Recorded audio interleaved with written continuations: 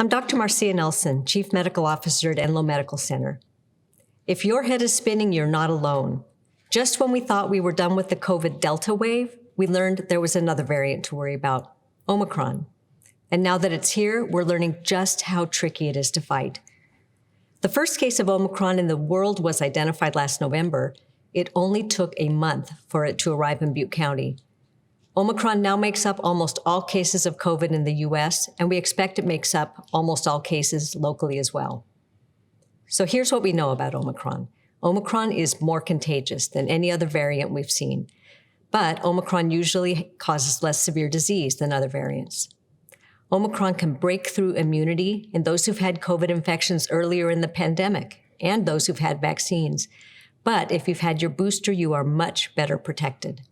Some treatments we've used successfully to treat COVID infections aren't as effective against Omicron, but we are just now getting new IV and oral treatments that are effective against Omicron.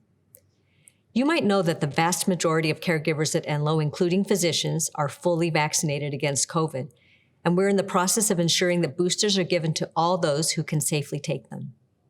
But despite all our best efforts, some of us are coming down with Omicron. I can't begin to tell you how frustrating this is because we've done everything we can to stay healthy so we can take care of you. So far, we've been able to continue providing services as usual, but this may change if COVID hospitalizations surge and our caregivers are ill. These next 6 to 8 weeks will be very stressful for all of us. The new treatments that work against Omicron are in short supply now, but we expect supplies to increase in the coming weeks.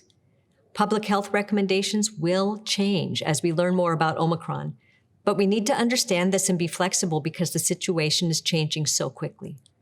It's likely we will all know someone who comes down with COVID. Some of those people will need to be hospitalized, and this is hard to say, some will die of COVID. We need to be prepared, we need to take action, and we need to do what we can to stop this surge. So what can you do? You can get your first or second vaccine dose. You can get your booster. You can wear your mask whenever you're in a public setting. You can remember to take care of yourself and not delay seeking medical care if you have an emergency. You can stay in touch with friends and loved ones by phone or video chat so we can support each other through this. Are we tired of this? Yes, of course we are. But COVID isn't tired of us. We are a strong and resilient community. Please take care of yourself and help us take care of you. Thank you.